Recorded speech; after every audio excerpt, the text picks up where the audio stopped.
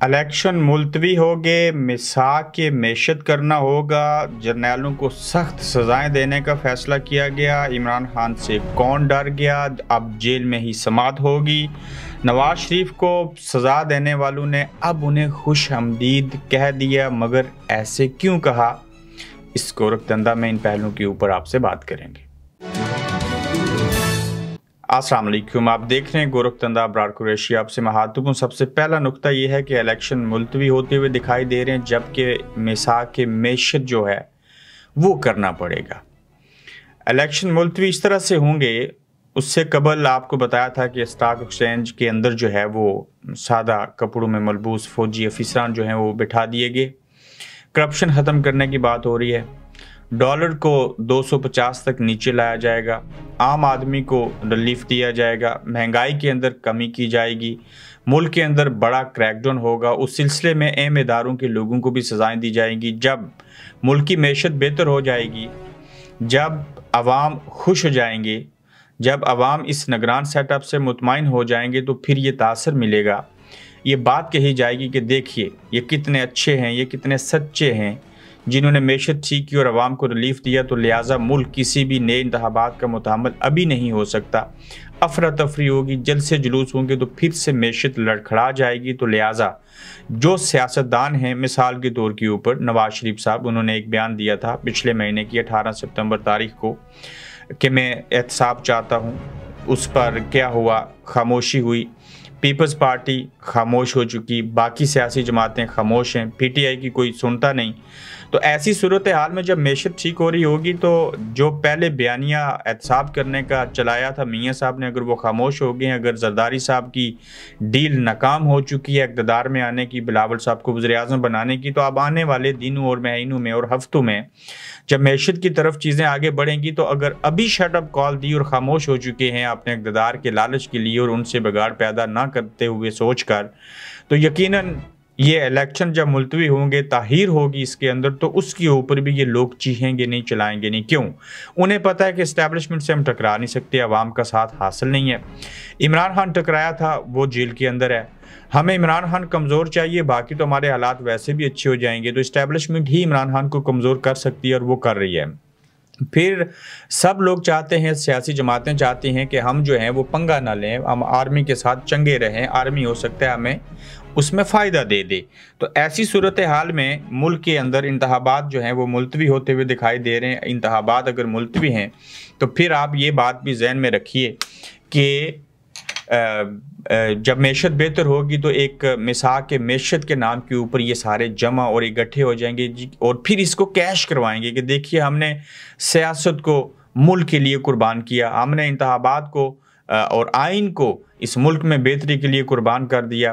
तो इस तरह से इलेक्शन भी मुलतवी होंगे। इस्टेब्लिशमेंट इनको लंबा खींचेगी, इस्टेब्लिशमेंट अपनी सारी चीज़ें मनवा लेगी। उस सूरत में अगर ये सियासतदान ऐसे ही उनके साथ हामी भरते रहेंगे, तो फिर आगे चल के देखिए कि जर्नैलों को सख्त सजाएं देने का फैसला किया गया। वो किस तरह से?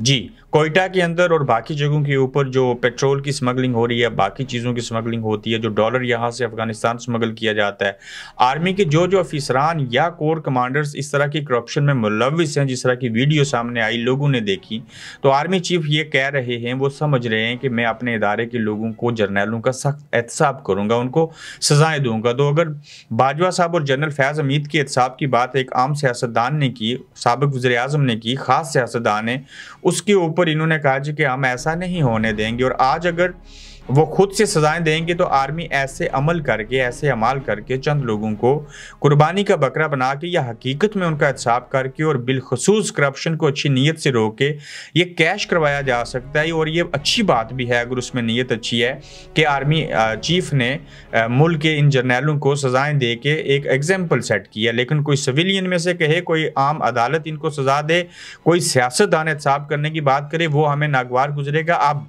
ये इस्टेब्लिशमेंट अपना इमेज बेहतर करने के लिए, इमेज बिल्डिंग के लिए ऐसी चीज़ें करेगी, क्रिएट की गई और म्यूचुअल अंडरस्टैंडिंग के तहत हो रहा है, या हकीकत में जो आसिम मुनीर साहब जो हैं उनको इल्म नहीं था कि यहाँ पे स्मगलिंग हो रही है और ऐसे हालात हो रहे हैं? ऐसा हो नहीं सकता। मगर देखते हैं कि जिस बात का उन्होंने जिक्र किया, जिस ख्वाहिश का उन्होंने इजहार किया, जिस तरह से मुल्की मैशत को बेहतर करना चाहते हैं, अपने इदारे के जर्नैलों को सख्त सजाएं देना चाहते हैं, ये इम्प्लीमेंट हो सकेगा या नहीं होगा, या सिर्फ दिखावे की हद तक होगा? लेकिन इंसाफ सिर्फ होना नहीं चाहिए, बल्कि इंसाफ होता हुआ दिखाई देना चाहिए।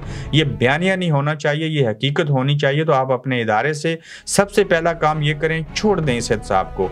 आप बताएं आप कितना बजट लेते हैं, आप बताएं वो कहाँ खर्च होता है, उसका ऑडिट होना चाहिए। बताइए आंखें ठीक करने से, सीमेंट बेचने से, ज़राअत का काम करने से, ये कंस्ट्रक्शन का काम करने से, प्रॉपर्टी का काम करने से, जितने जितने बिजनेस हैं उस सब की कितनी इनकम है, कौन कौन उसको कहाँ जमा करवाता है, फिर उसका मुल्क और कौम को क्या फ़ायदा, और फौज टैक्स कितना जमा करवाती है, और ये लोग जो हैं कितनी तनख्वाहें लेते हैं, कितनी मराहत लेते हैं, क्या चीज़ें हो रही हैं इदारे के अंदर से। तो फिर एक एक चीज़ सामने आनी चाहिए।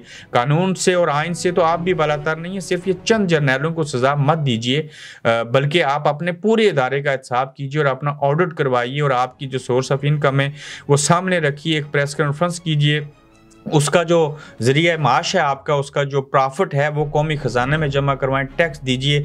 2 रियासतें नहीं, एक रियासत बनिए, और एक ही बैंक के अंदर ये सारी चीज़ें आनी चाहिए, और उसका फल अवाम को खाना चाहिए, ना कि अवाम टैक्स दे और उससे आपकी चीज़ें बढ़ें, और जो आपके इदारे का सोर्स ऑफ इनकम हो, जो कुछ आप लगाएं उसको कोई पूछे भी ना।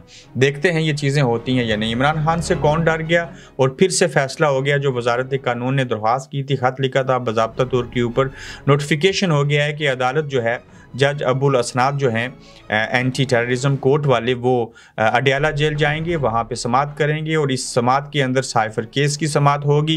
पहले तोशाखाना में 2 गवाह थे, उसमें एक इमरान खान ने कहा था मिलिट्री सेक्रेटरी, और दूसरे जो थे उनको भी पेश न किया गया। अब 28 के करीब जो गवाहान हैं उनको शामिल किया गया है। 28 के करीब जो गवाहान होंगे उसमें से कुछ को लालच दिया गया, कुछ को डराया गया, कुछ को मजबूर किया गया, कुछ अपनी मर्जी से गवाही देंगे।